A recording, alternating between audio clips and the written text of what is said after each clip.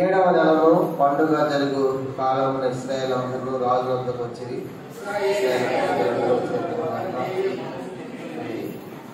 రాజైన సొలొమోను అర్పించింది. మరి యాజకులు యెహోవా నిబంధన మందసం తీసుకుని గర్భాలయంలో అతి పరిశుద్ధ స్థలములో కెరూబుల రెక్కల కింద దాన్ని ఉంచింది.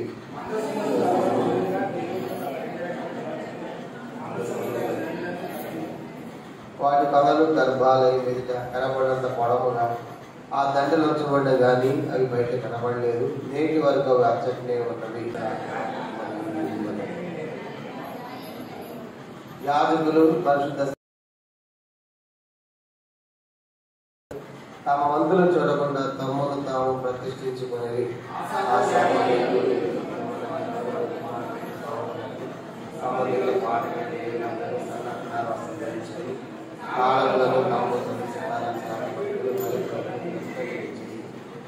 వారితో కూడా బోర్లు ఊది యాజకులు 120 మంది నిలిచింది.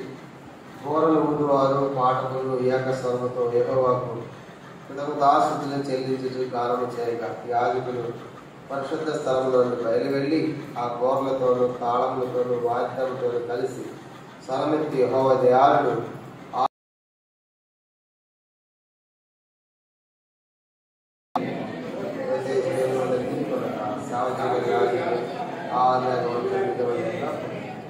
ప్రభు యొక్క వార్త బాగా దీవించి మనందరితో కూడా మాట్లాడుతున్నాం. ప్రార్థన.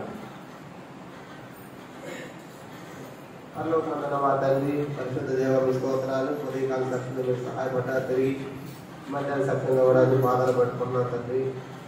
పాటల ద్వారా మీ నామాన్ని గణపరుచుకున్నందుకై స్తోత్రాలు. సమయంలో ప్రభావ మరి 27వ భోజనం యొక్క వార్షికోత్సవంలో మీరు నాకు ఇచ్చిన ఈ గొప్ప ఆధిక్యతకై అవకాశంపై మీరు ఎంతగానో స్తుతించి కొనియాడి ఆరాధించి కనపరుస్తున్నాం.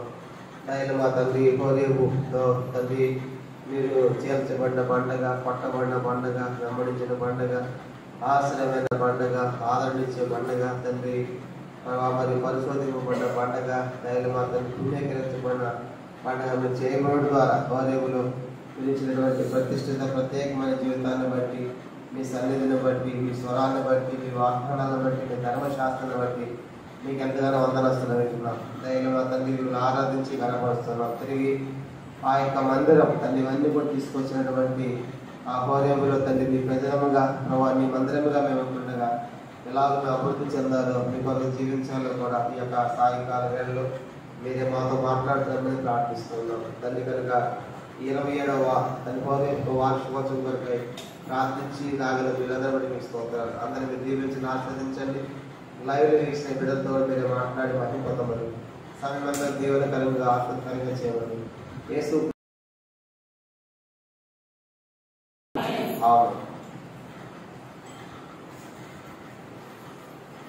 వీళ్ళు మనం చదువుతున్నటువంటి వాక్య భాగము సొలొమోను యొక్క మందిరాన్ని గురించి మనం చూస్తా ఉన్నాం. 14వ వచనం చూడండి. 2వ వృత్తాంతములు 5వ అధ్యాయము 14వ వచనములో సొలొమోను మందిరం గురించి మనం ఏమని చదువుతాము. అప్పుడు ఒక మేఘము యెహోవా మందిరం నిండా నిండెను. యెహోవా తేజస్సుతో దేవుని మందిరం నిండుకొనగా సేవ చేయటం యాజకుల ఆ మేఘం అన్న చోట నిలువలేకపోయి. మనం గమనించామంటే సొలొమోను మందిరము ఎంత వైభవంగా కట్టబడిందంటే బంగారంతో కట్టబడింది. కానీ బంగారం దేవాలయం లాగా మిగిలిపోయింది.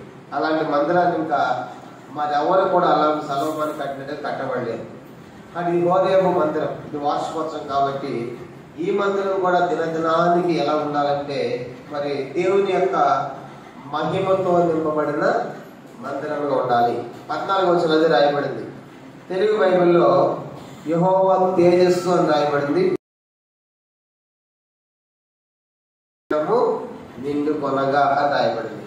కాబట్టి సొలొమోను కట్టిన మందిరము అది మహిమ ఉన్నప్పుడు ఈ దినాల్లో మన మందిరాలు కూడా మన సంఘాలు కూడా ఏముండాలి, అలాంటి మహిమను మనం చూడాలి. కానీ అనేక మంది ఏమంటున్నారంటే ఈ దినాల్లో పక్షంగా పోతున్నాం అనే సంగతులు మనం వింటా ఉన్నాం. కారణం ఏంటంటే మరి సొలొమోను మందిరానికి మన మందిరానికి ఎన్నో వ్యత్యాసాలు ఉన్నాయి. కానీ రాత్రి ఇది మరి సాయంకాల సమయంలో కనీసం 7 సంగతులు మీకు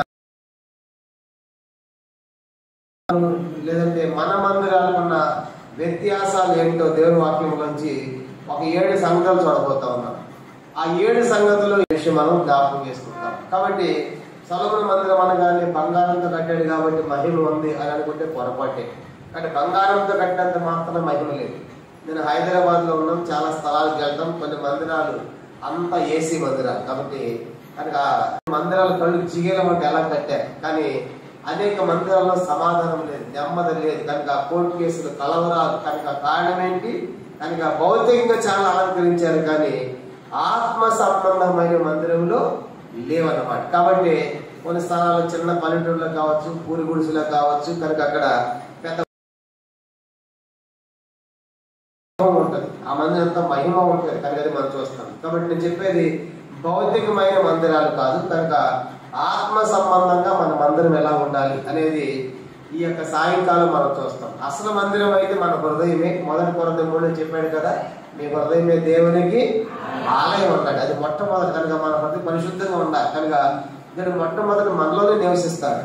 మనం దేవుని కలుసుకోవాలి కాబట్టి, దేవునికి ప్రార్థన చేయాలి కాబట్టి మందిరం ఒకటి అవసరం కాబట్టి మనం కట్టుకున్నాం. కానీ ఈ మందిరము ఎలాంటి మందిరం ఉండాలి అని ఆశించాలంటే సొలొమోను మందిరం లాగా మా మందిరం కూడా ఉండాలి అని ఆశించాలి.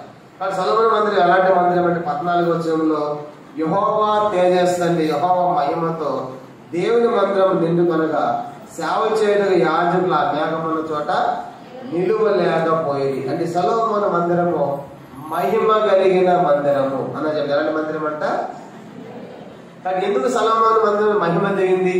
ఈ దినాల్లో మన మందిరాలు ఎందుకు మహిమ లేదంటే కనీసం 7 సంగతులు మనం చూద్దాం త్వరగానే.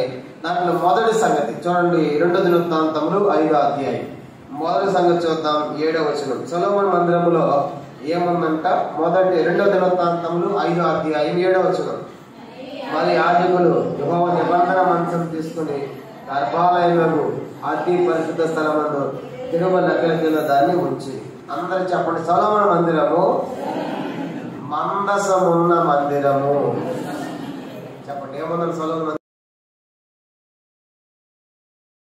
మందసం అంటే ఏంటి?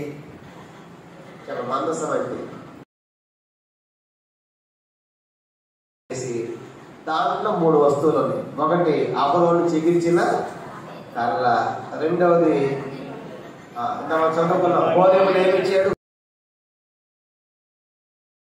ధర్మశాస్త్రము, మూడవది మన్నాతో నింపబడిన పాత్రలు. చెప్పండి, మన్నాతో నింపబడిన పాత్రలు. అంటే ఇశ్రాయేలు అరణ్యంలో ఏ ఆహారం అయితే తిన్నారో మన్నా ఆ పాత్రలు పెట్టి ఆ పాత్రలు కూడా ఆ యొక్క బాక్స్ ని పెట్టారు కదా.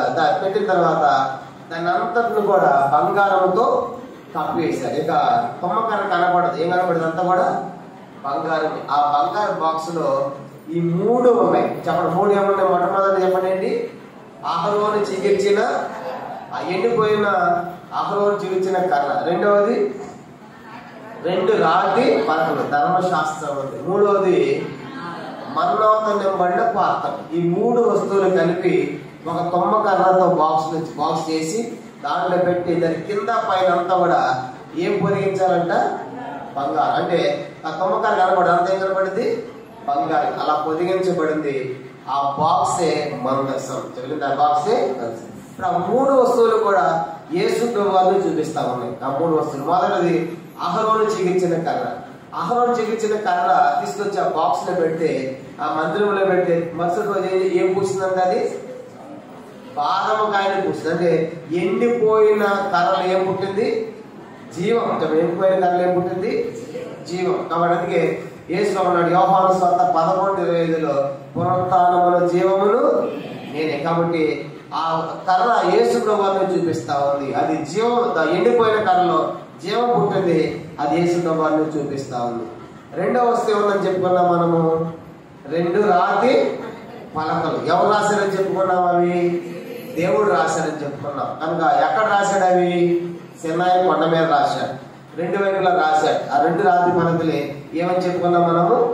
ధర్మశాస్త్రం. ఎవరైనా 2 రాతి పలకలు ధర్మశాస్త్రం. ధర్మశాస్త్రం అంటే ఏమని చెప్పుకున్నాం? మళ్ళీ దేవుని యొక్క వాక్యం. ఆజ్ఞలన్నా, కట్టడాలన్నా, శాసనాలన్నా, న్యాయ విధులన్నా అంతా కూడా ఒకటే. అందుకే మరి వాక్యం ఎవరు? యోహాను సువార్త 1వ అధ్యాయం 1వ వచనంలో ఇలా చెప్పండి. యోహాను 1:1 ఆదియందు వాక్యము ఉండెను, వాక్యము వాక్యమే.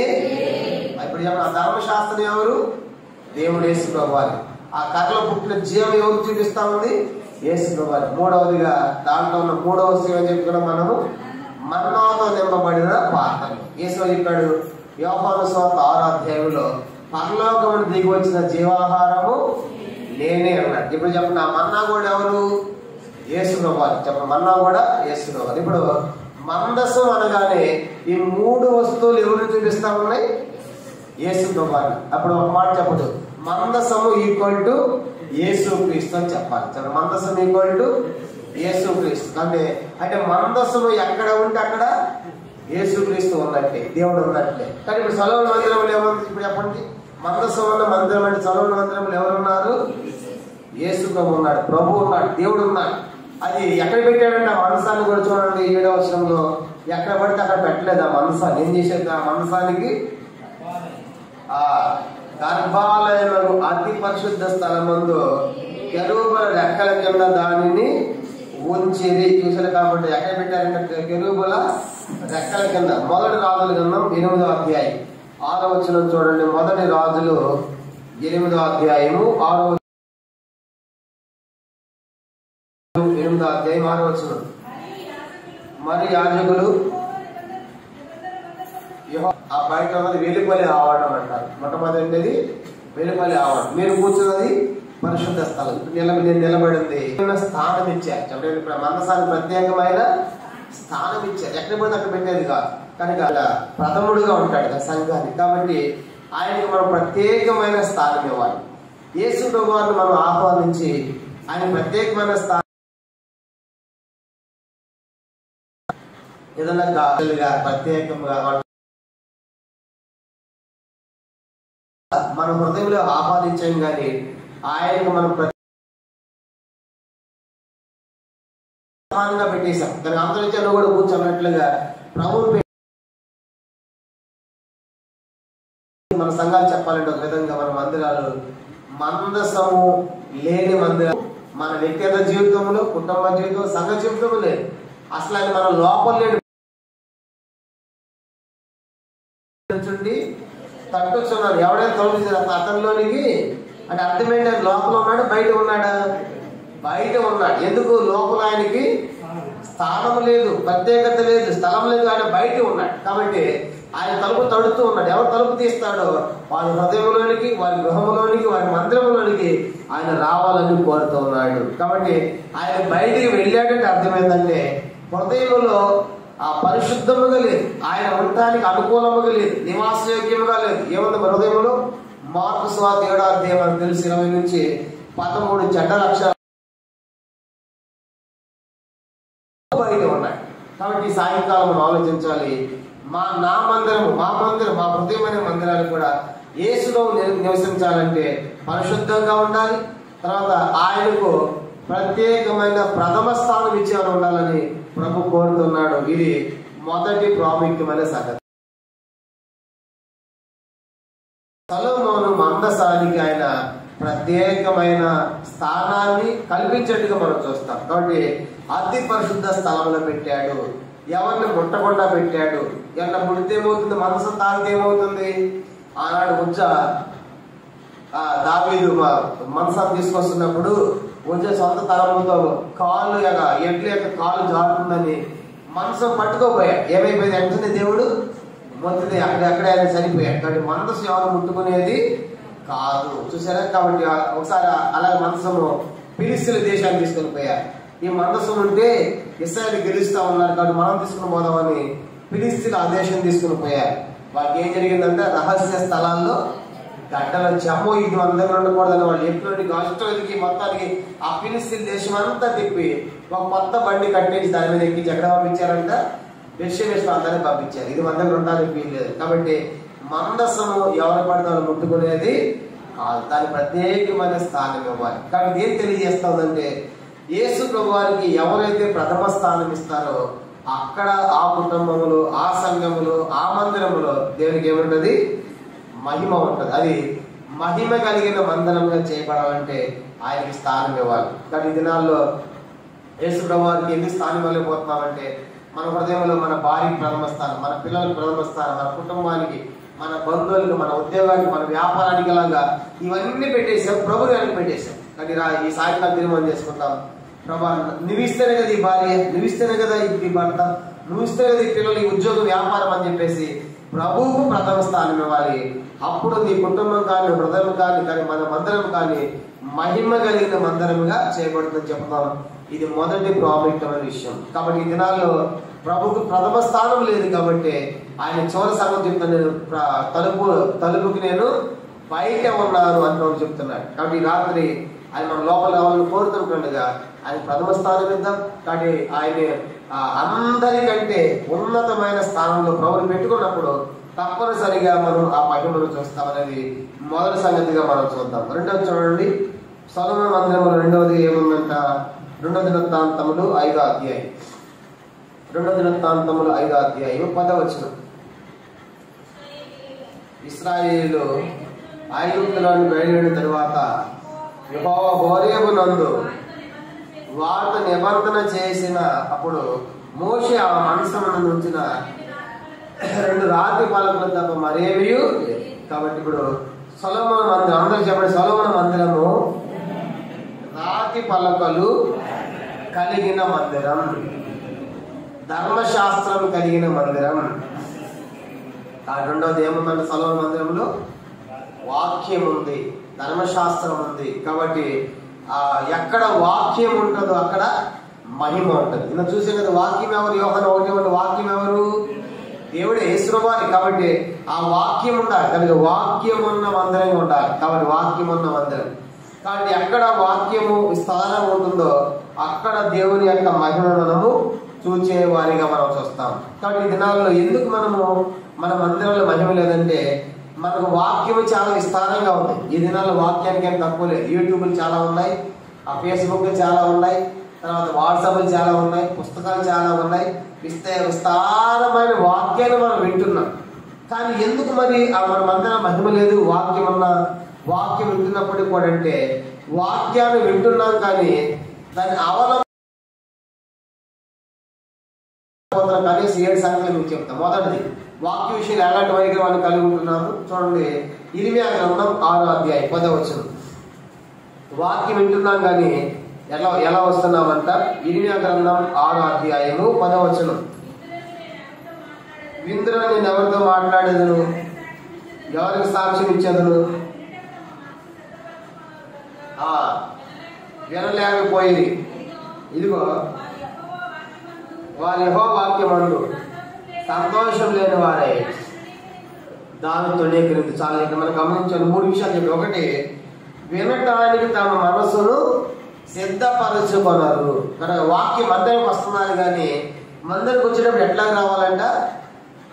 నేను మందిరానికి వెళ్తున్నా, నీ సన్నిధికి వెళ్తున్నా, నీ వాక్యం నాతో ఏం మాట్లాడతావు, నాతో మాట్లాడాలి. మనము వాక్యం కొరకు సిద్ధపడి రావాలంట. వాక్యం కొరకు ఏం చేయాలంటే మనము చాలా మంది మందిరానికి వస్తారు, వచ్చిన తర్వాత సిద్ధపడి రాదు.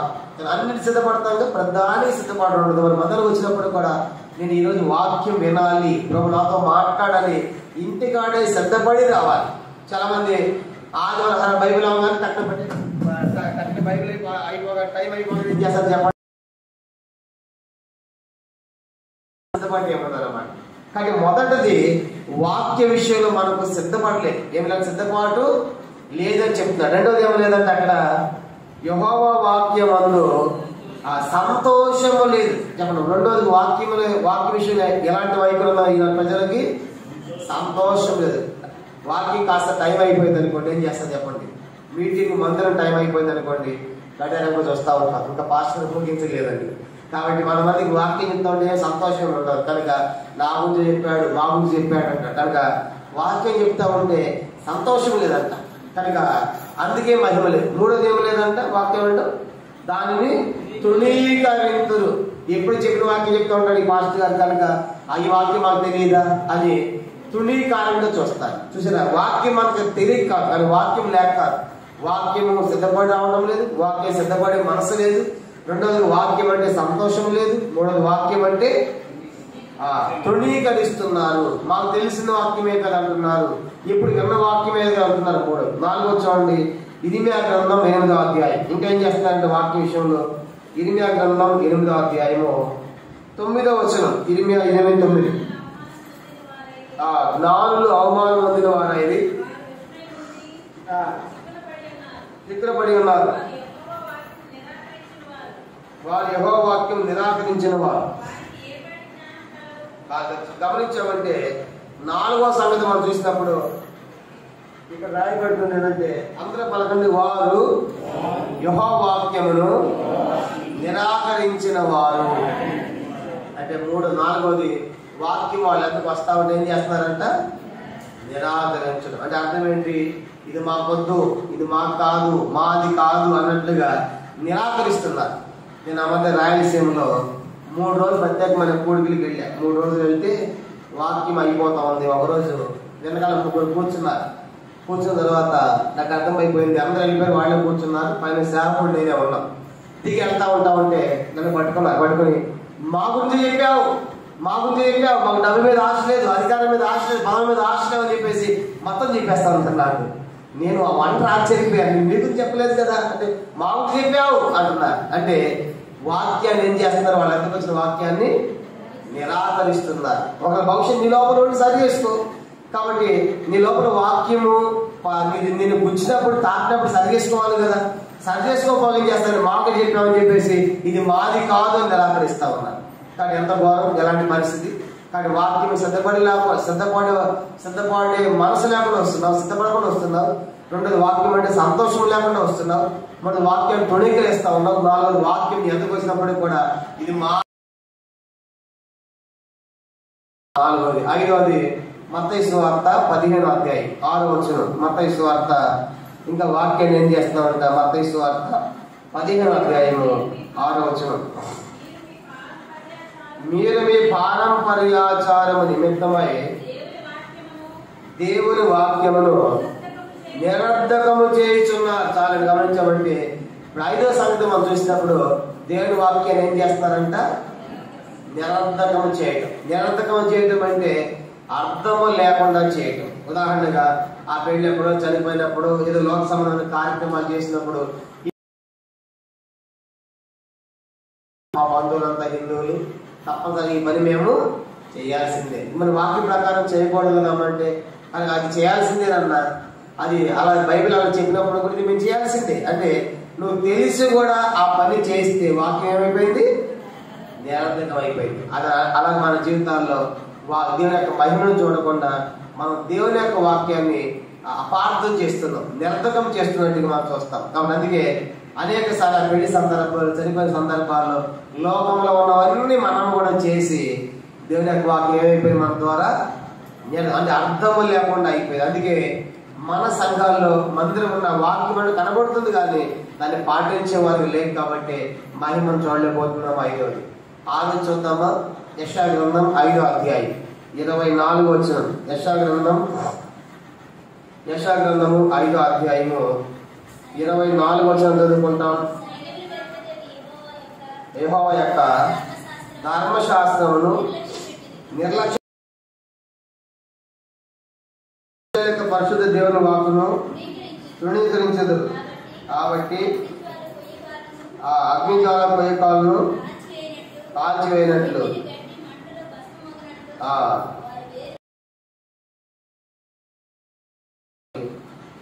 సైన్యంలో యెహోవా ధర్మశాస్త్రమును నిర్లక్ష్య పెట్టుదురు. వాక్యం అంటే ధర్మశాస్త్రం చెప్పాం చాలాసార్లు.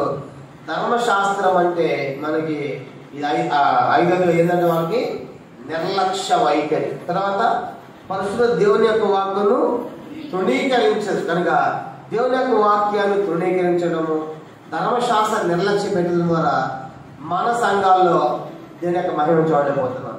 నేను మా ప్రాంతానికి వెళ్ళిన తర్వాత మా గ్రామంలో మందిరానికి వెళ్ళారు. రక్షించబడిన కొత్త దినాలు వెనకాల కూర్చున్న దైవ సేవకుడు వాక్యం చెప్తా ఉన్నాడు. పక్కన ఒక పెద్ద ఆంటీ ముసుకేసుకుంది. ఇదంతా నీకే అంటా ఉంది వెనకాల. ఎవరికి? సేవకునికి చెప్పి ఆయన వాక్యం చెప్తా ఉంటే కింద నుంచి ఇదంతా నీకే అంటా ఉంటాయి. మాకు కాదు, మాకు చెప్తా ఇదంతా నీకే అంటా ఉంటాయి. నేను మీటింగ్ అయిపోయిన తర్వాత అడిగాను పెద్ద వయసులో, ఎందుకంటే అలాగ అన్నారంటే లేదే ఆయన అంతా మా గురించి వాక్యం చెప్తా ఉన్నాడు, నా గురించి చెప్తున్నాడు అంది. అనగానే సార్ నీ గురించి అయితే సరి చేసుకోవచ్చు కదా, దేవుడు చెట్లతో పుట్టులతో మాట్లాడేది కాదు కదా, నువ్వు సరి చేసుకోవచ్చు కదా. నువ్వు కూడా ఆయన పట్ల నీతో కూడా మాట్లాడుకోవాలి. చూసారా, చాలాసార్లు వాక్యం మన అర్థంకి వస్తే ఏం చేస్తామంటే వాక్కును తృణీకరిస్తున్నాం. కనుక అందుకే మన జీవితాల్లో మన సేకరించాలి. దాన్ని మొదటి తెస్సలోనికైలు 2వ అధ్యాయం 15వ వచనం చూడండి. వాక్యం అంట ఆ తెస్సలోని సంఘం ఆ హేతు మొదటి తెస్సలోనిక 2:13 ఆ హేతు చేతను మీరు దేవుని గురించిన వర్తమాన వాక్యం మనుషుల వాక్యం అని ఎంచగా అది నిజంగా ఉన్నట్టు దాన్ని అంగీకరించింది కనుక మేము మానక చెల్లించున్నాము. ఆ వాక్యమే విశ్వాసాన్ని మీలో. కాబట్టి తెస్సలోని సంఘానికి ఎవరు వాక్యం చెప్పినప్పుడు వాళ్ళు అంటారంట ఇది తిమోతిలో వాక్యం అన్నారంట. ఎవరు వాక్యం అన్నారు చెప్పండి? ఇదంతా దేవుని వాక్యం. చెప్పండి, ఎవరంట వాక్యం చెప్పేది ఎవరైనా సరే మనుషుల వాక్యముగా ఎంచకూడదు. చాలాసార్లు మనం ఆ పలానా స్పీకర్ అంటే ఆయన వాక్యం అనుకుంటాం. కొన్నిసార్లు బ్రదర్ మీ వాక్యం చాలా దేవుని వాక్యం. అంటే తెస్సలోనిక సంఘము ఎవరు వాక్యం చెప్పినా ఇది మనుషుల వాక్యము కాదు. ఎవరు చెప్పినట్లు ఎవడు చెప్తున్నాడు చెప్పేసి అలా సేకరించారు. అందుకే పత్రికలో చూసినప్పుడు అన్ని సంఘాల కంటే ఉన్నతంగా ఆత్మీయంగా సిద్ధపడి ప్రభు రావడం సిద్ధపడే సంఘం తెస్సలోని సంఘం. కారణం ఏంటంటే ఎవరు వాక్యం చెప్పినా సరే ఇది మనుషుల వాక్యంగా వాళ్ళు తీసుకోవట్లా. చాలాసార్లు మనం వాక్యం చెప్తా ఉంటే చెప్పే వ్యక్తి ఇష్టం అనుకోండి మనకి ఇష్టంగా వింటాం, చెప్పే వ్యక్తి ఇష్టం లేదనుకోండి కష్టంగా వింటాం. ఎందుకు? చెప్పే వ్యక్తి నీకు ఇష్టం ఉన్నా ఇష్టం లేకపోయినా ఆయన చెప్పేది ఆయన వాక్యం కాదు, దేవుని వాక్యం ఇది దేవుని వాక్యం. కాబట్టి దేవుని వాక్యంగా మనం తీసుకోవాలి. కాబట్టి అందుకే మన దేవుని యొక్క వాక్యం వస్తున్నప్పుడు నిర్లక్ష్యం పెడుతున్నామంట, తృణీకరిస్తా ఉన్నామంట. అందుకే సొలొమోను మందిరంలో ధర్మశాస్త్రం అన్న మందిరం ఈనాడు మన సంఘాల్లో ధర్మశాస్త్ర వాక్యం ఉంది, కానీ దానికి విని సిద్ధపడి రావడం లేదు. రెండవదిగా సంతోషం లేదు. మూడవదిగా తృణీకరిస్తా ఉన్నారు. నాలుగవదిగా నిరాకరిస్తా ఉన్నారు. ఐదవదిగా నిరర్ధకం చేస్తా ఉన్నారు. ఆరవది నిర్లక్ష్య పెట్టి మాకు కాదని తృణీకరిస్తున్నారు. 7వ చూద్దాం మాట్లాడది చూడండి. అపోస్తల కార్యములు 7వ అధ్యాయం 6వది. ఇంకా ఎట్లా ఉందంటే అపోస్తల కార్యములు దేవుని యొక్క వాక్య విషయంలో ఎలాంటి వైఖరి మనం కలిగి ఉన్నామంటే అపోస్తల కార్యములు 7వ అధ్యాయం 51వ వచనం. ముష్కరులారా హృదయములను చెవులను దేవుని వాక్యమునకు లోపరచున్నామని వారులారా మీ పితరుల వల్ల మీరును ఎల్లప్పుడూ. కాబట్టి 7వ 6వ ఆఖరి లోపరచనల్లకుండా ఎదిరిస్తూ ఉన్నారు.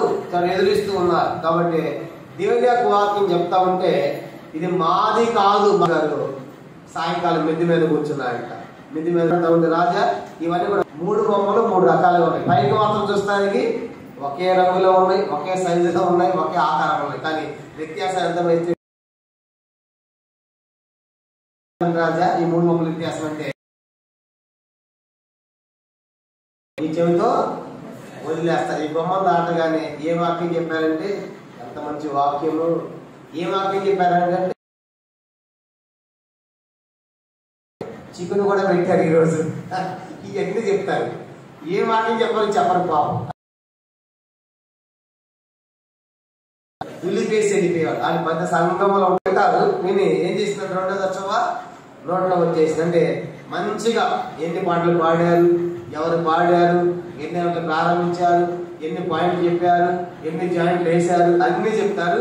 చిన్న శ్రమ రాగానే చిన్న కష్టం రాగానే ఏం చేస్తారు? దేవుని రావకూడదు, ఆ వాక్యం వద్దు, ఆ దేవుడే మాకు వద్దు అంటారు. ఇది 2వ రకమైన గొప్ప. వాక్యం నిమిత్తమై శ్రమ నిమిత్తం అభ్యంతర పడి దేవుని విడిచిపెడతారు. ఇది రెండో గుంపు. వీళ్ళు కూడా 10 సంఘములో ఉంటారు కనుక విన్నంతసేపు సంతోషమే కానీ దేవుని కోసం చిన్న అవమానం, చిన్న నింద, చిన్న కష్టం వస్తే వాళ్ళు సహించలేరు. ఇది రెండో గుంపు. మూడో గుంపు ఎవరంటే ఈ జీవితం వింటారు, ఏం చేసినట్టు వాళ్ళు వాక్యాన్ని హృదయంలో తీసుకుంటారు. బాబా ఈ పాపం నాలో ఉంది, ఈ అవిధేత నాలో ఉంది, ఈ తిరుగుబాటు నాలో ఉంది, ఈ అసహ్యత నాలో ఉంది, నన్ను సరిచేయి, నన్ను చక్కపరుచు, నన్ను దిద్దు అని చెప్పేసి హృదయంలో తీసుకుని సరి చేసుకున్న వాళ్ళు మూడో గుంపుగా ఉంటారు. ప్రశ్న ఏంటంటే ఈ 3 గుంపులు మనం ఏ గుంపులో ఉంటాము? మనం పరీక్షించుకోవాలి. మొదటి గుంపులో ఈ జీవితం విని వదిలేసి వెళ్ళిపోతున్నామా? ఈ చేత విని నోటితో చెప్పేసి వెళ్ళిపోతున్నామా? లేకపోతే చెప్పిన వాక్యాన్ని హృదయంలో తీసుకుని సరి చేసుకుంటున్నాము? కాబట్టి చెప్పిన వాక్యం మనం హృదయంలో తీసుకుని సరి చేసుకునే వారు ఉంటారు. అప్పుడే మనం ఆత్మీయంగా ఫలించే వారు ఉంటాం, దేవునికి మహిమ తెచ్చే వారు ఉంటాం, మన కుటుంబాలు, మన సంఘాల్లో గొప్ప మహిమను చూస్తాం. కాబట్టి దేవుని యొక్క వాక్యాన్ని మనము ఎదిరించకూడదు. చివరికి ఏ స్థాయికి ఎదిరించే స్థాయికి వెళ్ళిపోయారు. 119వ కీర్తన చూడండి. కీర్తన 119 దావీదు అంటాడు, దేవుని యొక్క వాక్యం గురించి ఆయన ఏం చేస్తున్నాడంటే 119వ కీర్తన 112వ వచనం. కీర్తన 119, 112. నీ కట్టడలను గైకొనుటకు నా హృదయం నేను లోపరుచుకొని ఉన్నా, ఈ తుది వరకు నిలిచి నిత్య నిర్ణయం. చూసి దావీదు యొక్క నిర్ణయం ఏంటంటే తీర్మానము, ప్రభు నీ యొక్క ఆజ్ఞలు, నీ కట్టడలను గైకొనడానికి నా హృదయాన్ని నేను ఏం చేశాను? లోపరుచుకున్నాను. కనుక దేవుని యొక్క వాక్యాన్ని నా హృదయాన్ని నేను లోపరుచుకుంటాను అనేది తుది వరకు నిలిచే నిత్య నిర్ణయంగా ఉండాలి. అంతేగాని దేవుని యొక్క వాక్యాన్ని ఎదిరించకూడదు. కాబట్టి ఈ సాయంకాలము సొలొమోను మందిరము వాక్యమున్న మందిరం, ధర్మశాస్త్రం ఉన్న మందిరంగా మనం చూస్తాము. ఇది రెండో సంగతి. మందసం ఉన్న మందిరం. మందసం అంటే యేసు ప్రభువారి ఆ మందసం మందిరం ఏమందంట? వాక్యమున్న మందిరం. రెండోది. మూడోది చూద్దామా? 2 దినవృత్తాంతములు 5వ అధ్యాయం 11వ వచనం. 2 దినవృత్తాంతములు 2 దినవృత్తాంతములు చదవండి.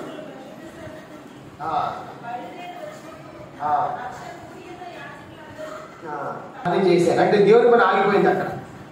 వాస్తవానికి ఈ దినాల్లో కూడా మీకు ఇక్కడ ఇది పల్లె ప్రాంతం కాబట్టి తెలియకపోవచ్చు, హైదరాబాద్ లో అన్ని కూడా వంట ఉంటాము. కింద పలానా రోజు వంట, పలానా పేరున పలానా బైక్ స్టాండ్ దగ్గర అని అన్ని వంటలు అనమాట. వంట లేసి జ్వరం వచ్చిందని నేను రాలేను కనుక కొన్నిసార్లు నేను ఊరు వెళ్తామన్నా ఎవరో చెప్పాను, వంకేసి కూడా పని చేయాలి. అంటే చూడండి, చెప్పేసి వంతులు చూడకుండా పని చేశారు. పని చేయడానికి వంగిన వాళ్ళు ఎవరో తెలుసా? ప్రారంభ దినాలు. ఇప్పుడు ఉన్నారా? ఇప్పుడు మనమే కలెక్టర్లు. చెప్పండి, మనకట్లయిపోయి ఇప్పుడు మనమే కలెక్టర్లు బిల్డప్ ఇస్తాం. ఎందుకంటే వాళ్ళు చేస్తారు. మన యూత్ క్యాంపులో, హైదరాబాద్ యూత్ క్యాంపులో నాకు ఒక ఆయన కలిసాడు. ఆయన అన్న రాత్రి ఒక జడ్జి గారు నేను ఇద్దరు కలిసి బాత్రూమ్ అడిగేమన్నారు. మొన్న యూత్ క్యాంపులో 2025 యూత్ క్యాంపులో విశ్వాసి నేను పని చేయాలి, ఎవరు కనపడకూడదని ఆయన ఉదయకాలం జడ్జిమెంట్లు ఇస్తారు కదా, డ్యూటీ చూసుకుని రాత్రి ఇంకో బ్రదర్తో కలిసి వచ్చి బాత్రూమ్లు అన్ని క్లీన్ చేసి వెళ్ళాడంట. ఎవరైనా? జడ్జి గారు. మనం ఎవరు ఇప్పుడు? మనం జడ్జీలు. కాబట్టి ఆ పోస్ట్ లేకపోయినా సరే మనం పని చేయం. ఎంత విచారమా కదా. నాకే షాక్ అనిపించింది. నాకు మనం ఎక్కడ ప్రారంభ దినాల్లో అలా జరిగింది. ఇప్పుడు సేవ అలా జరిగింది కాబట్టి ఎంత విస్తారంగా సేవ జరిగింది.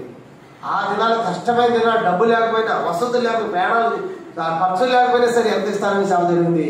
ఈరోజు మనం డబ్బుకి ఏమి తక్కువ పోయిన పని లేదు. దేవునికి గట్టిగా చెప్పండి, నీకు వంతేస్తేనే పిలిస్తేనే చేయటం. ఇప్పుడు కూడా మీరు నమ్ముతారు లేదు, మన నైట్ శనివారం నైట్ మా దగ్గర ఒక మీటింగ్ పెట్టిన వారు అని అప్పుడుదాకా పనిచేసి అంతా ఎవరు వెళ్ళిపోయారు. నేను వెళ్ళి పడుకుందామంటే నాకు నిద్ర పట్టట్లా, అదంతా చెప్తుంది పైన పడుకున్నా. పొద్దున ఒక ఆమె వచ్చింది, అన్న ఎవరు ఊడ్చారు పొద్దున్నే అడిగింది. అడిగితే అమ్మ నాకు చెత్త ఉండే నిద్ర పట్టదు అని మా ఇంటి చేస్తానని ఆలోచించను. అదే టైం అయినా నేను శుభ్రం చేసి పడుతుంది అలవాటు. అందుకే ఆ షాక్ అయిపోయింది. నేను పొద్దున చెప్పడం లేదు, మన ఇంటికంటే దేవుని మందిరం ఎంతో ఘనముగా ఉంచాలి, ఘనపరచాలి. కాబట్టి శుభ్రంగా పెట్టాలి. అంటే ఊడమని ఎవరు చెప్పాలి? సొలొమోను మందిరంలో వంతులు చూడకుండా పనిచేశారు. ఈ దినాల్లో వంతులేసి డ్యూటీలేసి ఫోన్ చేసి పిలిచినప్పుడు కూడా మా కుదరదన్నా మేము రావాలని అంటూ ఉంటే ఎక్కడ మహిమను చూస్తాం, ఎక్కడ సమర్పణ? దేవుని పని ఎలా చేయాలి, దేవుని ఇంట్లో పని ఎట్లా చేయాలంటే చూడండి, ఎఫెసీ పత్రిక 6వ అధ్యాయం.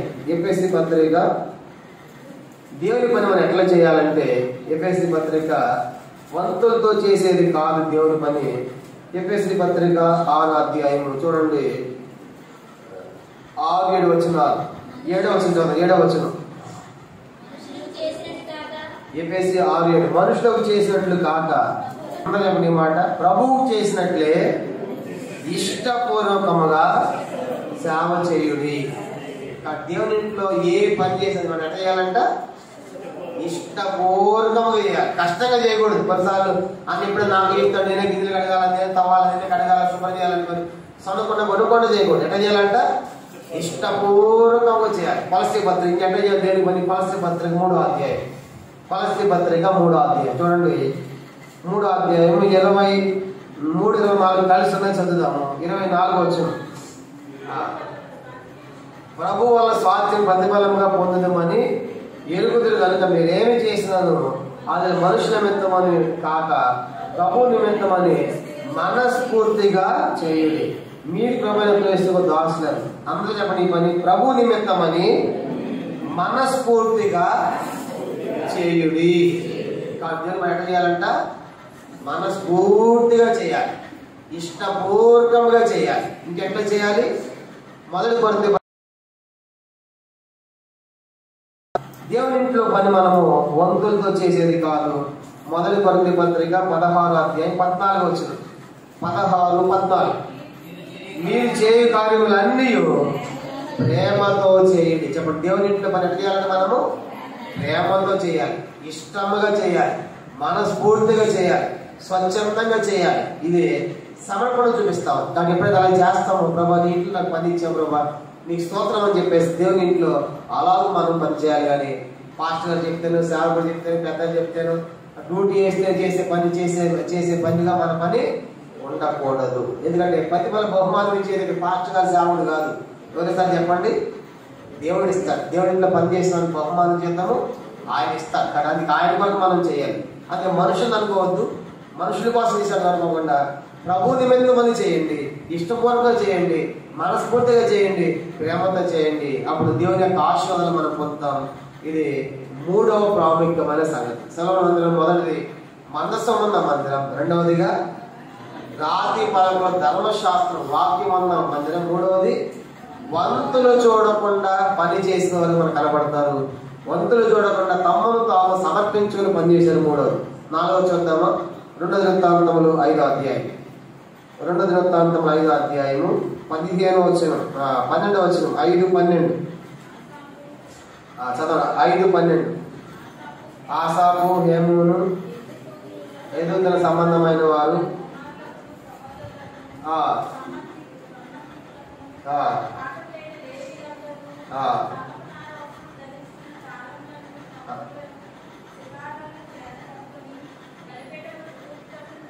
అందరు చెప్పండి, సన్నపు నార వస్త్రములను ధరించుకొని.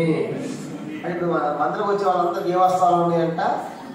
సన్నపు నార వస్త్రాలు, సింపుల్ లైఫ్. ఇవి నీతివంతమైన జీవితాన్ని చూపిస్తామని అందరూ కూడా సన్నపు నార వస్త్రాలు ధరించుకున్నారు. అంటే సింపుల్ గా ఉన్నారు, సింపుల్ లైఫ్. కాబట్టి దేవుని యొక్క మందిరంలో వాళ్ళు ధరించే వస్త్రధారణ మనం చూసామంటే సింపుల్ లైఫ్ కలిగినటువంటి వారిగా సన్నపు నార వస్త్రాలు. ఇప్పుడు తెలియదు కానీ పశ్చిమ దినాల్లో పశ్చిమలు మెట్టాస్లో సేవ ప్రారంభించిన దినాల్లో సువార్త పోతా ఉంటే ఇప్పుడు పాషనరాలకి తెల్ల బట్టలు ఉండవు, విశ్వాసానికి ఏముంటాయి జిమ్ జిమ్ టింగ్ టింగ్ అనేటువంటి బట్టలు. కనుక చూసామంటే మెరవాడి బట్టలు మనకి జిమ్ జిమ్ టింగ్ టింగ్ కనబడతా ఉండాలి. ఆ మధ్య ఒక తల్లి కొరకు వచ్చింది పిల్లాడి దర్శనం అన్న మామిడి కోసం ప్రార్థన చేయాలి. పుట్టినరోజు ఏమంటే పుట్టినరోజు అంట. ఎట్లా ఉంది ఆ ప్యాంటు కానీ రింగులు, దానికన్నీ తాళ్ళు అనమాట. ఎంత ఇప్పుడు కూడా లాగొచ్చు అనమాట. ఆ ప్యాంట్ అంతా రింగులు తాళ్ళు ఒకటికి, దానికి చిన్న పిల్లవాడికి. అలాంటి వస్త్రాలు. తర్వాత పూర్వ దినాల్లో వస్త్రాలు ఎట్లా ఉండేయంటే అప్పుడు సినిమాల్లో చూసి కనుక ఎన్టీ రామారావు సినిమాలు వేసేవాళ్ళు కదా, ఆ సినిమాలు చూసి లూజ్గా ఉండే, పైన ప్యాన్ లూజ్గా ఉండే అప్పుడు వస్త్రాలు. అప్పుడు కనుక రోడ్లు ఊడవలసిన పని లేదు, మున్సిపాలిటీ ఇల్లు ఊడ్చేవాళ్ళు. ఎందుకు? ఇంత లూజ్గా ఉండి నడుస్తూ ఉంటే రోడ్లంటే శుభ్రం అయిపోయాయి. అప్పుడు ఆ వస్త్రాలు. ఇప్పుడు ఎక్కడ చెప్పండి వస్త్రాలు. ఇప్పుడు యవనస్తులు కూడా వస్తారు పుట్టినరోజు ప్రార్థన మోకరించంటే ఎక్కడ ఫిట్ అయిపోయిందని పర్వాలేదు ప్రార్థన చేయండి. ఎక్కడ వస్తారు ఇప్పుడు వేసి వస్త్రాలు అంత ఫిట్గా జీన్స్గా కనుక ఎక్కడ పుర్ర వచ్చిందో అని చెప్పి సిరిగిపోయిందని చెప్పేసి మోకరించలేకపోతే ఇప్పుడు వేసే వస్త్రాలు. ఆ మధ్య మేము ట్రైన్లో పోతాం ఎదురు కూడా కూర్చున్నాడు. మా పాప వెళ్ళిపోయి అంకుల్ ఇక్కడ చిరిగింది అంకుల్ జీన్స్ అనగానే అమ్మ నువ్వు అప్డేట్ కాలేదు అన్నాడు. వాడికి ఎదురుగా అప్డేట్ కాలేదు, నువ్వు ఇది ఫ్యాషన్ అమ్మ అన్నాడు. అంటే ప్యాంట్లు పోసుకుని అక్కడ రంధ్రాలు పెట్టుకుని ఇస్తే అది ఫ్యాషన్ అన్నమాట. ఇక్కడ ఉందా లేదు నేను హైదరాబాద్ నేను చాలా స్థలాలు చూశాను అనమాట. కానీ కొత్త ప్యాంట్లే అది ఫ్యాషన్. ఇప్పుడు ప్యాంట్ ఉతుక్కోవాల్సిన అవసరం లేదు, మురికి ఉన్నప్పుడు కూడా అదొక ఫ్యాషన్ అన్నమాట. చూసా నాకు ఇచ్చిన తలపిస్తుంది వస్తా ఉంటే ఏ కాలంకి వచ్చే మనం ఇవన్నీ లోకంలో సంగతి పక్కన పెడతాం. కాబట్టి మన ప్రభువు నమ్మిన మన సంగతి ఏంటి? మన వస్త్రాలు ఎట్లా ఉండాలి? మన వస్త్రాలు మన శరీరం అంతా కప్పుకోవాలి. అది హైదరాబాద్లో చూసామంటే ఆడపిల్లలకు చెప్పాల్సిన పని లేదు, బాడీ అంతా దేహం అంతా కనబడేట్టుగా వస్త్రాలు. కనుక అసలు వస్త్రాలు ఇచ్చేది ఎందుకు? దేవుడు మనకి మన శరీరాన్ని కప్పుకోవడానికి చూపించుకోవడానికి కాదు, నిండి కప్పుకోవాలి కదా. పనిలో కూడా దూతలు కూడా 6వ అధ్యాయంలో 2వ తన ముఖాన్ని 2 తమ కాళ్ళను 2 ఎగురుతాం. ఎందుకు? తమ దేవుడిని చూడలేక కప్పుకుంటున్నాయి వాడి దేహాలు. అలాగా మన శరీరం కప్పుకోవడానికి వస్త్రాలు ఇచ్చాడు, నిండుగా కప్పుకోవాలి చేయాలి కప్పుకోవడానికి కాదు, అంతేగాని మన శరీరం చూపించడానికి కాదు. అంటే సింపుల్ లైఫ్ కనుక. అందుకే తిమోతి పత్రిక చెప్పారు స్త్రీలు తగు మాత్రం. అలాగూ వస్త్రాల్లో కూడా దేవుని మహిమపడతారు. అందుకో పాట ఉంది కదా, పరిశుద్ధులై ఉండడు దేవుని చిత్తం పెరుగులు అనే మాటలో వస్త్రంలో నడతల్లో కూడా ఏమన్నారంట? పరిశుద్ధత ఉండాలి. కాబట్టి మనం కొత్త బట్టలు లేకపోవచ్చు, ఉన్న వాటిని శుభ్రంగా చేసుకుని నీట్గా చేసుకుని కనుక దేవుని యొక్క దేనికి అనుకూలమైనటువంటి విధానంలో మనం వస్తా ఉండాలని ప్రభు కోరుతా ఉన్నాడు. కానీ సొలొమోను మందిరంలో చూస్తాం 4వది అందరూ కూడా ఏంటంటే సన్నపు నార, అంటే సింపుల్ లైఫ్. కాబట్టి అలాంటి వస్త్రాలు ధరించారు. కాబట్టి ఈ దినాలు ఎందుకు మనం మహిమ చూడలేకపోతున్నామంటే మన వస్త్రాలు కూడా మారిపోయినాయి. కాబట్టి మన వస్త్రాలలో కూడా మహిమ లేదు. మన వస్త్రాలు మన దేహాన్ని బయట కనబడతా ఉంటాయి. అనేకులకి పాపం చేయడం రెచ్చగొట్టేట్టుగా కనుక సహోదరి చేసిన వస్త్రాలు అయితే సహోదరులు వస్తాయేమో ఫిట్గా కనుక జీన్స్ లాంటి కనుక సరిపడేటువంటి వస్త్రాలతో నేను మనం పక్కన పెట్టి ఆడుతూ ఉన్నాం. కాబట్టి ఈ సాయంత్రం ఆలోచిద్దాం. అయితే సొలొమోను మందిరం అలాగే లేదు, అందరూ కూడా సన్నపు నార వస్త్రాలు సింపుల్ లైఫ్ కలిగినటువంటి వస్త్రాలు వాళ్ళు ధరించడం కనబడుతున్నారు.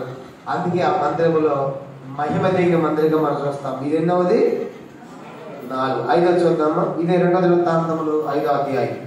2వ దినవృత్తాంతములు 5వ అధ్యాయము 12వ వచనం చివరి బాగుందండి. బలిపేట తూర్పు తట్టున ఉండాలి. చెప్పండి, బలిపేటకు ఎక్కడ ఉండాలంటే వాళ్ళు తూర్పు తట్టున ఉండాలి. ఎవరు ఏ దిక్కులో ఉండాలో దేవుడు చెప్పాడు. సంఖ్యాకాండం అని చెప్పాడు 3వ అధ్యాయంలో ఎవరు ఏ దిక్కులో ఉండాలని చెప్పాడు. కానీ యాజకులు వచ్చిన దిక్కు ఎక్కడంటే ఎక్కడ? తూర్పు తట్టున ఉండాలి. అంటే మందిరములో ఎవరి స్థానాల్లో వాళ్ళు ఉండాలి. చెప్పండి, మందిరంలో ఏం చేయాలి? ఎవరి స్థానాల్లో వారు ఉండాలి. కానీ మందిరంలో యాజకుల స్థానం వేరే, పరిచారకుల స్థానం వేరే, ప్రజల స్థానం కనుక ఎవరి పని వాళ్ళు చేసినప్పుడు ఈ స్థానంలో కనుక యాజకత్వ స్థానాల్లో రాజులు వస్తూ ఉన్నారు. రాజుల పని వేరే, యాజకుల పని వేరే. రాజు ఏం చేయాలి? దేశాన్ని పరిపాలించాలి, అలాంటి కార్యాలు చేయాలి. దేశ సంబంధించిన రాజు అలా చేయాలి. యాజకుడేమో మందిరానికి సంబంధించిన పని యాజకులు చేయాలి. కాబట్టి ఇప్పుడు ఏమైపోయిందంటే ఈ దినాల్లో యాజకుల స్థానాల్లో కూడా రాజులు వచ్చేస్తా ఉన్నారు. యాజకుల స్థానాలను కూడా వేరే వాళ్ళు ఆక్రమిస్తా ఉన్నారు. కాబట్టి అందుకే అంటే మందిరములు అక్రమాలు ప్రవేశిస్తా ఉన్నాయి. కనుక నీ పని కాదు, అది పడతాడు. బుజ్జి అనేటువంటి రాజు ఆయన మందిరంకి వెళ్ళి దూపం అయిపోతా ఉంటే అక్కడ యాజకులు అడ్డుకుంటారు. అయ్యే వద్దు, ఇదేంటి ఇది అహరోను సంతతి అయిన యాజకులమైన మా పని నీ పని కాదు అంటాడు. అయితే ఆయన గర్వించి మూర్ఖించి ఏం చేశాడంట? పోయి ధూపం వేశాడు. బుజ్జి అలా ఏం జరిగింది చెప్పండి? నొసట కుష్ఠరోగం. అందరూ చూస్తూ ఉండగా నొసట కుష్ఠం ఉంటుంది. ఆయన లేకుండా మందిరం నుంచి బయటికి వెళ్ళగొట్టబడ్డాడు. ఇదేం తెలియజేస్తా ఉందంటే తనదు కాని పని చేశాడు. కాబట్టి అంతే మందిరం ఎట్లా ఉండాలంటే ఎవరి పనులు వాళ్ళు చేయాలి. ఎవరి తలాంతులు వేరే. ఎవరు నీకు మంచిగా పాటలు పాడగలవు, మంచి పాటలు పాడు, కనుక నువ్వు వాయిద్యం వాయించగలవు, వాయిద్యం వాయించాలి. అలాగా ఎవరి పని వాళ్ళు చేసినప్పుడే సంఘంలో దేవునికి మహిమ ఉంటుంది. కాబట్టి అంతేగాని అన్ని పనులు మనం చేయకూడదు, మనకు రాని పని మనం చేయకూడదు. కనుక నీకు ఇచ్చిన తలాంతం ఏదో ఆ పని నువ్వు చేయాలి. అందుకే ఒక సామెత ఉంది కదా, ఒక కథ ఉంది. ఒక యజమాని ఇంట్లో ఒక గాడిద ఉందంట, ఒక కుక్క ఉందంట. ఇక కుక్క కోపం వచ్చింది. కుక్క కోపం వచ్చి యజమాని నన్ను పట్టించుకోవట్లేదని ఆలోచిస్తూ ఉంది. ఒకరు దొంగలు పడుతుంది ఇంట్లో. దొంగలు పట్టి దోచుకొని పోతా ఉంటే ఎవరు కుక్క మరగాలి, గాడిద మరగాలి? కుక్క మరగాలి కదా. దానికి కోపం వచ్చింది యజమాని మీద. సరే పట్టించుకోవట్లేదు వీడని చెప్పేసి అంతా దూసుకుని పోండి అని చెప్పేసి మౌనంగా అంత కుక్క మొత్తం తీసుకుని పోతాం. పాపం గాడిద గో అని వస్తాను బాడ అంటే మధ్యరాత్రి లేచాడు. ఏమేమి పని పట్టలేదా, ఎందుకు ఒంటరి పెడతాం అని చెప్పేసి గాడిదనానికి ఇలా కొట్టాడు. ఎందుకు అది ఎవరి పని కాదు, దొంగల పని ఎదిరిగిపోయా. కాబట్టి నీ పని ఏంటి, ఆ బట్టలు పోయాలి, ఆ పని కాదు. కాబట్టి ఎవరి పని వాళ్ళు మనం చేయాలి. ఈ దినాల్లో ఏమైపోయిందంటే ఒకళ్ళ పనిలోకి మరొకళ్ళు వచ్చేసి, అందుకే సంఘాల సమస్యలు కారణపడద్ది. కనుక నేను పాటలు పాడాలి, నేను వాకింగ్ చెప్పాలి, నేను ముఖ్యంగా ఉండాలని చెప్పేసి ఒకళ్ళ స్థానంలో మరొకరు వచ్చేస్తున్నారు. యాజకుల స్థానంలో మరొకరు వచ్చేస్తారు. కాబట్టి యాజకుల పని యాజకులే చేయాలి, రాజు చేయకూడదు. రాజు చేస్తే ఏమైంది, విశ్వాసం వచ్చింది. నేను దాన్ని చేయకూడదు. కనుక దేవుడు నీకు ఏ కాలం తెచ్చాడు, ఏ పని ఇచ్చాడు, ఆ పని చేయాలి. దాంట్లో నమ్మకంగా ఉంటాడు. అలా నమ్మకమైన మంచి దాస్తున్నా దేవుడు నేను ఆశీర్వదిస్తాడు, నేను దీవిస్తాడు, నీకు అధికారం ఇస్తాడు, ఇంకా పెద్ద పట్ల మీకు అధికారం ఇస్తాడు తప్ప అలా చేయకూడదు. కాబట్టి సొలొమోను మందిరంలో ఉన్నటువంటి ఎట్లా చేశారంటే వాళ్ళు ఏం చేసిన పని ఏంటంటే వాళ్ళ పని తూర్పు అంటే యాజకులు అంటే ఇది యాజకుల స్థానం అని యాజకులు ఇచ్చారు, వాళ్ళే చేయాలి, యాజకులే చేయాలి. కనుక మిగతా వాళ్ళు చేసే పని కాదు. ఇది 5వ సంగతి చూద్దాం. 6వ చూద్దామా? 6వ సంగతి చూడండి. 2 దినవృత్తాంతములు 5వ అధ్యాయము 13వ వచనం. 6వ సంగతి 2 దినవృత్తాంతములు 5:13.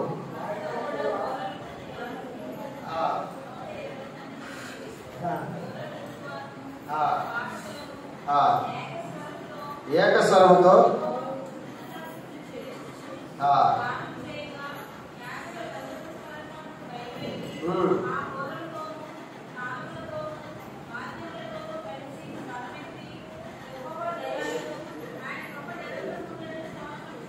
చాలండి, అందరు చెప్పండి మాట. బోరలు ఊదువారును, యాజకులను, పాఠకులను. చాలు. 6వ సంగతి ఏంటని చెప్పవలసింది. ఆ మందిరం ఏమవుతున్నారంటే వాళ్ళందరూ కూడా బోరలు ఊతున్నారు. హారల్స్, బోర్లు అంటే హారల్స్. ఇప్పుడు మనం కూడా హారల్స్ ఎప్పుడు కడతాం? హారల్స్ బోర్ల మొదటి బట్టి ఏంటిది చెప్పండి, ఏం జరిగింది? సువార్త. కాలంలో కూడా నరపుత్రుడు బాకానాదము చెయ్యి, కనుక లోకానికి హెచ్చరిక చెయ్యి. కనుక బోర్ల మొత్తం అంటే సువార్త ప్రకటించుట. ఎప్పుడైందంటే సువార్త. సొలొమోను మందిరం బోర్లు ఊదిన మందిరం. కాబట్టి ప్రారంభ దినాల్లో ఎంత సువార్త ఉండేది. కనుక ప్రతి ఆదివారం కూడా ఎబ్రోన్లో కూడా సువార్త ఇప్పుడు కూడా చేస్తూనే ఉంటున్నారు. కాబట్టి ప్రతి ఆదివారం సువార్త ప్రాణాన్ని ప్రచురించాలి. కాబట్టి మనం బోర్లు ఊదాలి, హెచ్చరిక చేయాలి. హెస్కేల్ గ్రంథం చూడండి 7వ అధ్యాయం అనుకుంటాను. దేవుడు చెప్తాడు హెస్కేల్ ప్రవక్తకి, నువ్వు బాకానాదం చేయాలంటాడు. 7వ అధ్యాయము. కానీ విని వాళ్ళు బార్మన్స్ పొందితే సరే, లేకపోతే వాళ్ళ శిక్ష వాళ్ళే భరిస్తారు.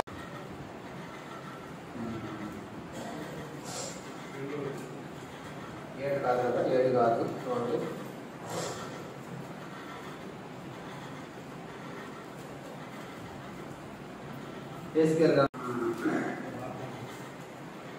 బాకానాదము చేయాలంటే 33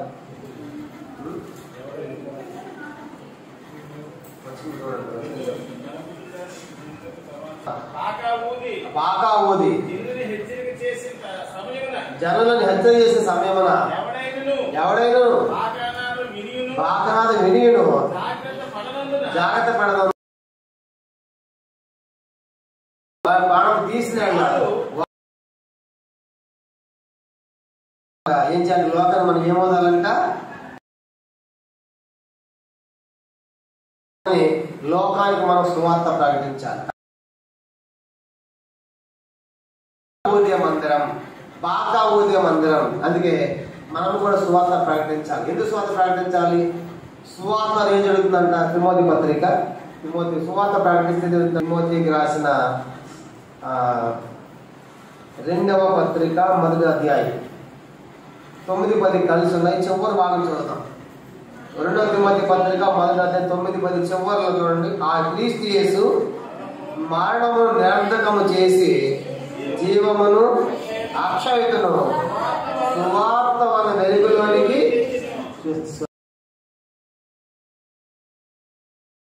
కనుక మరణం పోతుంది, మరణం నుంచి జీవంలోకి వస్తారు, అక్షయత వస్తుంది. కాబట్టి మనం సువార్త ప్రకటించాలి. కాబట్టి ఆ సువార్త ప్రకటించే సంఘమే సజీవమైన సంఘం. కాబట్టి అందుకు ఎన్ని అభ్యంతరాలు ఉన్నా, ఎన్ని ఆటంకాలు ఉన్నా మనం లోకానికి బాగా ఓదాలి, లోకానికి బోధలు ఓదాలి, సువార్త ప్రకటించాలి. అనేకులు మరణంలో నుండి జీవంలోనికి రావాలి, అనేకులు చీకట్లో నుంచి వెలుగులోనికి రావాలి, అనేకులు అసత్యముల నుండి సత్యములోనికి రావాలంటే మరి ప్రకటించబోతే ఎలాగూ, కానీ ప్రకటించబోతే వినేవారు ఉన్నారు, మరి ప్రకటించేవాడు అక్కడ. కాబట్టి అందుకే మనం కూడా ఈ హోరేపు కూడా బాకలు బోరాలు ఊదే మందిరం ఉన్నప్పుడే నిజంగా ఇది మహిమ కలిగిన మందిరముగా మనం చూస్తాం. ఇది 6వ ప్రాముఖ్యమైన సంగతి. 7వది ఆఖరి చూసి మనం ముగిద్దాం. 2 దినవృత్తాంతములు 5వ అధ్యాయం చూడండి. 14 వచనం 13వ వచనం. 2 దినవృత్తాంతములు 5:13లో నేనే చెప్తాను, అందరూ నాతో పలకండి. 5:13లో అందరూ పలకండి. పాఠకులను ఏక స్వరముతో యెహోవాకు కృతజ్ఞతాస్తుతులు చెల్లించి. 7వ మాట ఏంటంటే అందరూ కూడా ఏ స్వరం అంట? ఏకస్వరం. అంటే పాట పాడుతూ ఉంటే ఒక్కళ్ళే పాడినట్టుగా ఉండదు. పాట పాడుతూ ఉంటే ఎట్లా ఉందంట? ఒక్కడే పాడుతాడు అన్నట్టుగా ఉంది ఏకస్వరం. అంటే నేను క్యాలింగ్ ఫామ్ పోయా, 2 సార్లు పోయా క్యాలింగ్ ఫామ్. అక్కడ నేపాలీలో తర్వాత హిందీలో పాడతారు పాటలు. ఎంత చక్కగా పాడతారంటే అందరూ ఒకేసారి ఎత్తుకుంటారు, అందరూ ఒకేసారి దించుతారు, ఒక్కళ్ళే పాడుతున్నారు అన్నట్టుగా ఉంటుంది. అంత చక్కగా పాడతారు. మనం పాడాలంటే మనకి విజయనగరం రాగాలు ఉంటాయి, నరసింహం రాగం ఉంటుంది, హైదరాబాద్ రాగం ఉంటుంది. కనుక వినే వాళ్ళకి రోగాలు వస్తాయి. కనుక మనకి అన్ని రోగాలు కదా, మనకి రాగాలు రాక జనాలకు రోగాలు. అంటే మన ఏ స్వరం ఉండదు చెప్పండి? ఏకస్వరం ఉండదు. కనుక ఎవరి స్వరం వాళ్ళకి. కాబట్టి అంటే దేని తెలియజేస్తా ఉంది ఏకస్వరం అంటే? యూనిటీ, ఐక్యత. ఏంటంట? ఐక్యత. ఎక్కడ ఏ సంఘంలో ఐక్యత ఉంటుందో అది మహిమ కలిగిన సంఘం. చూసారు? కాబట్టి నేను ఒక స్థలంలో సేవ చేసిన తర్వాత అక్కడ పిలిచాను సహోదరులను. మనం స్వార్థ ప్రకటిద్దామన్నాం. అంటే ఎంత ఖర్చు అయిందని ఆలోచించాం. సుమారు 40 నుంచి 50 వేలు అనుకున్నాం. ఎక్కడి నుంచి టీం తెప్పించి ప్రతి 6 నెలలకు కూడా ఆ ప్రాంతాన్ని స్వార్థ చేయించేవాడు. అలాగే ఆ స్థలంలో స్వార్థ ప్రకటిద్దాం. ఒక ఆయన అన్నాడు, ఆ డబ్బులు ఖర్చు 40 డబ్బులు ఖర్చు వద్దులే అన్నాడు. ఇంకా ఆయన ఎవరైనా ఎదిరిస్తే ఎట్లాగూ నీ మీద వద్దు అన్నాడు. అలా మొత్తానికి రకరకాల అభ్యంతరాలు చెప్పాడు. సో నేను చెప్పాను ఇవన్నీ పక్కన పెట్టి స్వార్థ ప్రకటించాల్సిందే అన్నాం. కష్టం మీద ఒప్పుకున్నారు. స్వార్థ అయిపోతుంది, నీకు ట్రాన్స్ఫర్ అన్నారు. ఎవరికి? నాకు ట్రాన్స్ఫర్. ఎందుకు? మా డబ్బులను ఖర్చు పెట్టాం కదా, కనుక మా 40,000 ఖర్చు చేసేదా కదా, 40,000 ఖర్చు అయిన పర్వాలేదు, ట్రాన్స్ఫర్ అయిన పర్వాలేదు, కాబట్టి స్వార్థ ప్రకటించాల్సింది.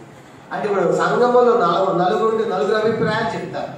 4 అభిప్రాయాలు ఎలా జరుగుతాయి? వాటిలో ఏది క్షేమమో, ఏది మేలో, ఏది ప్రయోజనకరమో సంఘానికి అది మనము తీసుకోవాలి. కానీ నా మాట నెగ్గాలి, నా చెల్లాలని ప్రయత్నాలు చేయకూడదు. అలాగే ఫలం మంత్రంలో అందరి ఏకస్వరం అంటే ఐక్యత, యూనిటీ మనకు కనబడతాం. ఈ దినాల్లో చూడండి క్రైస్తవుల మధ్య ఐక్యత లేదు. అందుకే అవి లోకంలో ఉన్న వాళ్ళకి ఎంత బలహీనం అయిపోయారు క్రైస్తవులు. కాబట్టి ఒక సంఘంలో ఉంటారు, పైగా చెప్పుకోరు. ఒక సహవాసం ఉంటుంది, వాళ్ళకి పడదు. దానికి ఏం కారణం అంటే ఇలా శత్రువు ఆయన ఏమన్నా. కాబట్టి దేవుని బిడ్డలుగా మన మధ్య ఐక్యత తెలియదు. కాబట్టి ఆత్మ కలిగించి ఐక్యతను కాపాడుకోవాలి కదా. కాబట్టి ప్రభు చెప్పాడు కదా, ఒకే రొట్టె తింటున్నాం కదా, ఒకే రసం తాగుతున్నాం కదా, ఒక తండ్రి బిడ్డలకు మనం ఉంటున్నాం కదా. అలాంటిది ఒకటే తండ్రి కదా, బాప్తిస్మం ఒకటే, ప్రభు ఒకటే, విశ్వాసం ఒకటే, నిరీక్షణ ఒకటే అని చెప్పిన మనము కనుక వేరు ఉంటే ఎలా? కాబట్టి ఈ సాయంకాలం ఆలోచించాలి. ప్రభు నేను అందరితో ఐక్యమతో ఉండాలి. ఇప్పుడు ఎలా ఉండాలి? అందరితో కూడా నేను ఏకత్వంలో ఉండాలి, ఏకాభిప్రాయం ఉండాలి, ఏక మనస్సు ఉండాలి. మొదటి శతాబ్దం ప్రారంభ సంఘం అపోస్తల కార్యాలు రాయబడింది. ఏకాభిప్రాయము, ఏక మనస్సు, ఇలాంటి మాటలు పదే మనకు కనబడతాయి. ప్రారంభ సంఘం అంతా ఏక మనస్సుతో ఉన్నారు, ఏక అభిప్రాయం ఉన్నారు. ప్రపంచ దేశాలకి ఆ సంఘం వెళ్ళింది. ప్రారంభ సంఘం ఎంత తెలుసా? ప్రారంభ సంఘము అపోస్తల కార్యం 1 మనం చూసిన మొదటి అధ్యాయం 13-14 వచనాల్లో 120 మంది ప్రారంభమైంది. ఎంతమంది అంట? 120 మంది యెరూషలేములో కూడుకున్నారు మేడగది మీద. అది మొట్టమొదటి సంఘం. అక్కడ 2వ అధ్యాయంలో పరిశుద్ధాత్మ దేవుడు దిగిన తర్వాత అపోస్తలుల మీద 2వ అధ్యాయంలో పేతురు గారు మంచి సువార్త ప్రకటన ఇచ్చాడు. ఇవ్వగానే ఎంతమంది మానవ పొందారంట? 3000 మంది. ఇప్పుడు 120 ప్లస్ 3000 ఎంత? 3120 మంది. ఇంకా అనేకులు చేర్చబడ్డారు. 47 వచ్చిన రాయబడి 4వది వచ్చినప్పటికి మళ్ళీ 5000 మంది చేర్చబడ్డారు. ఇప్పుడు సంఘం అలా ప్రారంభమయ్యి ఈరోజు ఎంతమంది అయ్యారు తెలుసా? ఈరోజు ఆ సంఘము ఇక్కడ దాకా వచ్చింది. ఇప్పుడు ఈ నరసింహ సంఘం యొక్క మూలం ఎక్కడ? అపోస్తలుల కార్యం 1:11 వచ్చింది. కనుక అక్కడ ప్రారంభమైన సంఘము ప్రభు యొక్క సంఘము అలా విస్తరించుకుంటా ఖండాలు, దేశాలు, రాష్ట్రాలు, జిల్లాలు దాటి ఇలా ప్రాంతాల దాకా వ్యాపించింది. కారణం ఏంటంటే వాళ్ళందరూ ఏమని చెప్పండి? ఏక మనసు, ఏక అభిప్రాయం. కాబట్టి ఈ రాత్రి, ఈ సాయంకాలం మనం ఆలోచించాలి. ప్రభా, ఈ మందిరం కూడా, హోదయం కూడా ఒక మహిమ కలిగిన మందిరం మేము చూడాలనుకుంటున్నాం. కాబట్టి ఇక్కడ మేమంతా కూడా ఐక్యతతో మేము పని చేయాలి. దైవ సహకారంతో కలిసి సహకరించే వారితో కలిసి మనము ఐక్యతకు దోహదపడి దేవుని సంఘ క్షేమాభివృద్ధి కొరకు మనం ప్రయాసపడాలి. కానీ సంఘాన్ని మనం నష్టం కలిగించే వారికి చేయకూడదు. అది ఇప్పుడు ఇవన్నీ ఉన్నాయి. ఏమన్నా చెప్పండి. మొట్టమొదటి ఏమో సొలొమోను మందిరం, మొదటిది మందసమున్న మందిరం అంటే ప్రత్యేకమైన స్థానం ఇచ్చారు. రెండవదిగా రాతి పడవ దంతులు చూడకుండా పని చేశారు. 4వది తగు మాత్రం వస్త్రాలు ధరించిన వారు ఉన్నారు. 4వది. 5వది ఎవరి స్థానంలో వారు నిలబడ్డారు. 6వది బోరలు ఊదారు, స్వార్థ ప్రకటించారు. 7వది ఆఖరిది అందరూ ఐక్యతతో ఏకస్వరంతో ఐక్యత ఉన్నారు. అది ఇప్పుడు ఆ మందిరం ఎట్లా ఉంది? 14 వచ్చిన అందరం చదువుకుని ముగిద్దాం. 2వ దినవృత్తాంతములు 5వ అధ్యాయం 14 వచ్చిన అందరం కలిసి చదువుకుని మనం ముగించుకుంటాం. 5:14 అప్పుడు ఒక మేఘము యెహోవా మందిరము నిండా నిండెను. యెహోవా తేజస్సుతో నిండుకొనగా సేవ చేయడానికి యాజకులు ఆ మేఘం ఉన్న చోట అది ఇవన్నీ ఉన్నాయి. కాబట్టి ఇప్పుడు ఆ మందిరం ఏం దిగిందంట? మహిమ దిగింది. దేవుని యొక్క మహిమ దిగితే యాజకులకు ఉండలేకపోయారు. అంత గొప్ప మహిమ దిగి వాళ్ళు బయటికి సేవ చేయలేకపోయారు. అంత గొప్ప మహిమ దిగాలని తిరిగి ఆడనడు దేవుడు ఈనాడు 7 సంగతులు మనము కలిగి ఉన్నప్పుడు తప్పనిసరిగా ఆయన మహిమ మనము చూస్తాం. అలాంటి సొలొమోను మందిరం కలిగిన మహిమ గల మందిరముగా దేవుడు ఈ హోరేబులు వచ్చిన మనందరి మందిరాలు చేయను గాక. ప్రభు యొక్క వాక్యాన్ని దీవించును గాక. ఆమేన్. ప్రార్థన చేసుకుంటాం.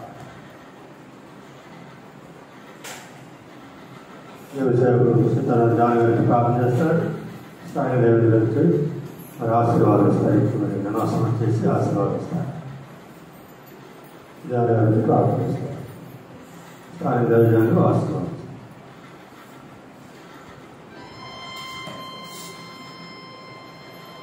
ప్రియమైన తండ్రి, జీవాధిపతి, మీకు వందనాలు.